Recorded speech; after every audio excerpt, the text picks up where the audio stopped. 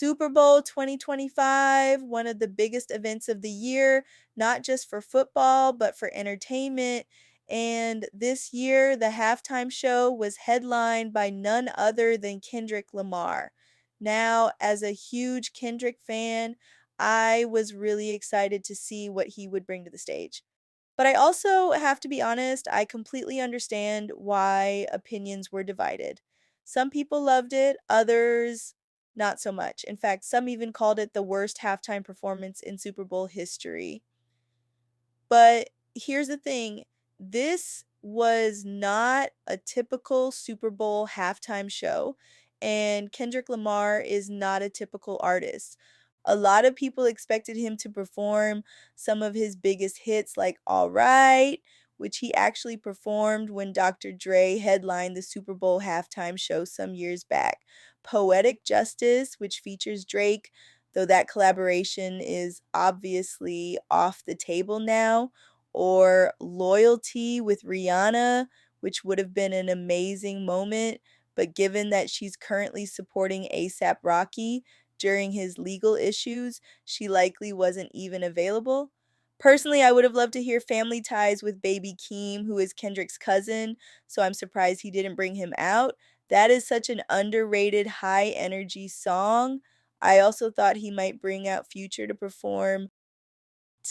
And of course, for nostalgia's sake, it would have been great to hear early hits like The Recipe or Money Trees. But with only 13 minutes to perform, Kendrick clearly chose to focus on his newer material from his album GNX. He still made room for some fan favorites though, Humble, DNA, and of course, Not Like Us.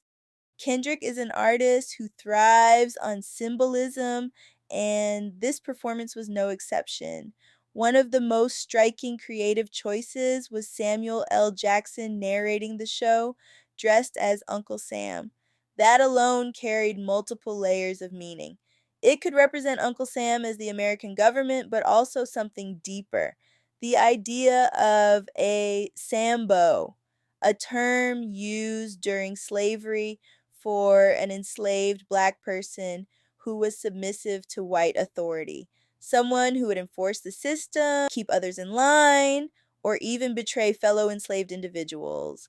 So when Samuel L. Jackson opened the show by saying, "This is the great American game," that could have been a reference to football itself, but more likely it was a statement about the real life American game of achieving the so called American dream, which is systematically designed to be damn near impossible to achieve.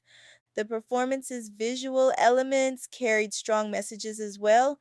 For one, his dancers wore red, white, and blue on the surface that represents the American flag, but it could also be a nod to something more personal, the unification of Bloods and Crips.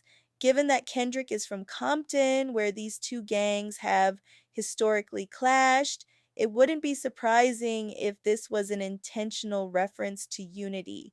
And then there was the stage itself, designed to resemble the right side of a PlayStation controller. Now, why would Kendrick do that? Well, it could symbolize the great American game that Samuel L. Jackson referred to earlier, essentially how society and the industry operate like a game. Some theories even suggest it could be a nod to Netflix's Squid Game, where people are forced into a deadly competition for financial survival, or maybe it represents the game of the music industry itself, where artists are often controlled by higher ups who reward or punish them based on how well they play along.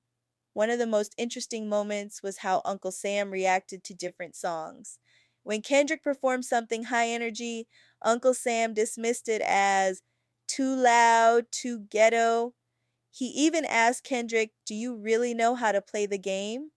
But when Kendrick brought out SZA to perform softer, more pop friendly songs like All the Stars and Luther, Uncle Sam suddenly approved, saying That's what America wants. Nice and calm. This was a clear critique of how certain voices are encouraged while others are silenced. One of the biggest talking points from the night was, of course, Not Like Us. We all were wondering if Kendrick was going to perform the notorious diss record of the year. And not only did he perform it, he really leaned into the hip hop boogeyman persona while doing it. At one point, they teased the Not Like Us instrumental, and Kendrick said, I want to make a move. I want to play their favorite song, but you know they love to sue. That was an obvious dig at Drake's lawsuit, which attempted to block the song from being performed at the Super Bowl. And then Kendrick took it even further. He looked directly into the camera and said, Say, Drake, I hear you like 'em young, with such a evil looking smile. I swear this man is a true Gemini. That moment alone sent social media into a frenzy. And then there was Serena Williams. She was on stage during Not Like Us, and the cameras caught her crip walking. Some people speculated she was only there to get back at Drake since they had history.